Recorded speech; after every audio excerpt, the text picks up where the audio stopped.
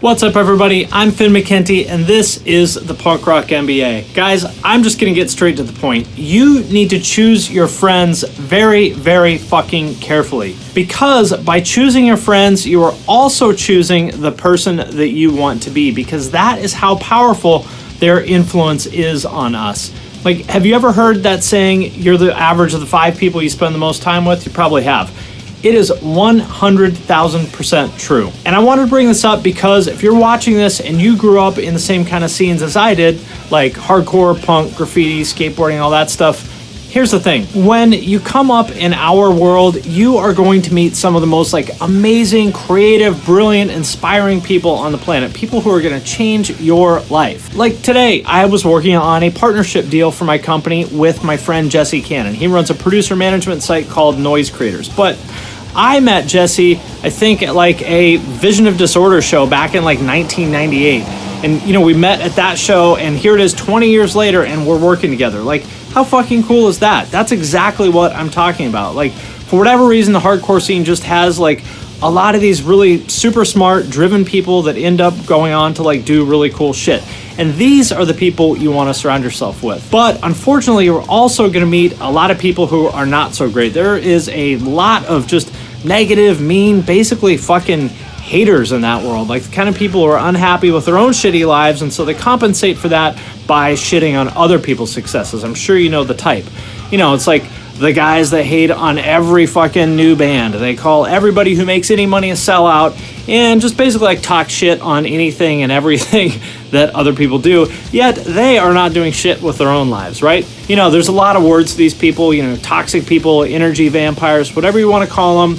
We all know some of these people, and you probably just you probably just kind of shuddered a little bit when I brought them up, right? Because they suck. The tricky thing is that it's actually very easy to find yourself surrounded by these shitty, negative people unless you make a conscious effort to avoid them, because honestly, unfortunately, they're fucking everywhere in our scene, and before you know it, you're surrounded by them and they're dragging you down into their own shitty vortex of negativity and self-defeating thinking and loser lifestyle. You have to get rid of these people. Guys, this is not some metaphysical crap that I made up or got from some fake deep Instagram quote picture. This is real shit. This is just straight up physics. This is the way the world works. I think of it when you're sitting on a plane next to someone with one of those horrible wet hacking coughs, no matter how hard you try not to breathe in their germs, it's only a matter of time. You're going to get infected. Positive and negative energy from your friend group works exactly the same way. If you are around, it's pretty simple. If you're around shitty, negative people, then you are going to become a little bit more shitty and negative. And if you're around positive, happy people, then guess what? You're going to become more positive, happy, and creative too. It's pretty simple. You have a choice. You can choose which path in life you want by choosing who you hang out with, right?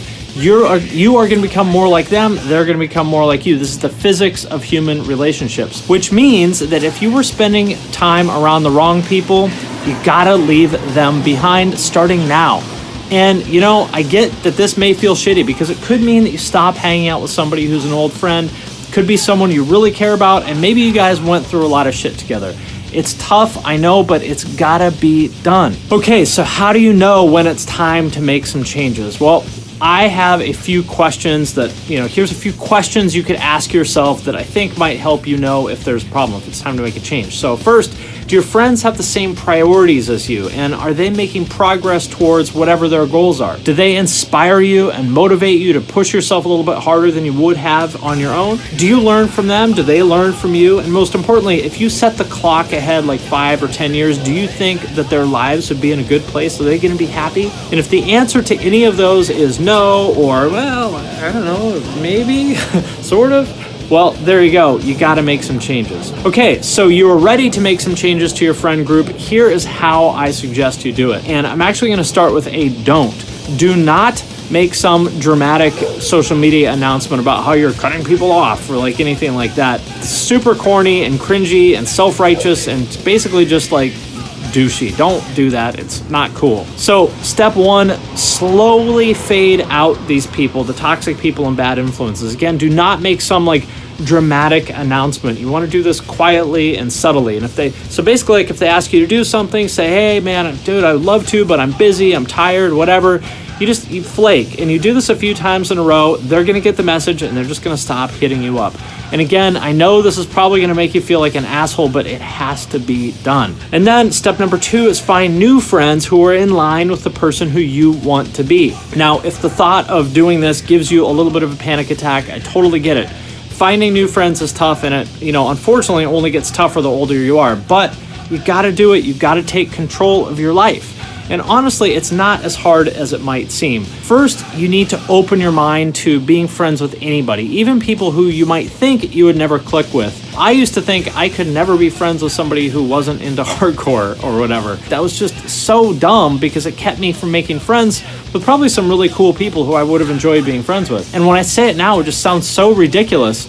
But somehow I thought that if they didn't listen to the same music as I did, that we couldn't possibly have anything in common, which is complete bullshit, because by the same token, the fact that somebody does like hardcore doesn't mean that we do have anything in common or that we should be friends, right? I mean, it makes no sense. So if you find yourself thinking like I used to, and you are limiting yourself to, the people who you might be friends with, open your mind and make a conscious effort to make friends with new, unlikely people. This is going to make you grow as a human, maybe more than anything else. Also, make a conscious effort to physically go to new places. Like, it's very easy to get stuck in a rut of relying on shows and skate spots and stuff is the only way to socialize, but you got to break out of that if you want to redesign your friend group. Like, you can't expect to catch a new type of fish if you keep going back to the same pond all the time. And if the people in your local hardcore scene or whatever are dragging you down, well, then you can't expect to meet new friends at those same hardcore shows, right? My personal favorite way of doing this is Meetup. Look on meetup.com for your city. There's going to be some cool shit going on. Classes are another great way to meet new people, like a cooking class or group fitness, jujitsu, whatever. The most important part here, but also the one that fucks most people up the most, is just opening up your mind to the idea that you need to break out of your rut and you need to expand your friend circle. Once you've come to terms with that, then the rest is going to kind of set itself into motion. So I would recommend that you start there. One very important note, don't become a different person overnight. That's not the point. And I want to be super clear about this. I'm not suggesting that you should do a 180 and all of a sudden turn your back on the scene and all your friends and don't be that guy. Because it's super weird, especially the people that do that every year or two. Oh, I used to be hardcore, but now I'm a party promoter DJ guy. And next year I'm going to be the CrossFit guy, right? Those people, that tells me they don't really know themselves or what makes them happy. They're basically just trying on these identities one after the other, like Halloween costumes or something.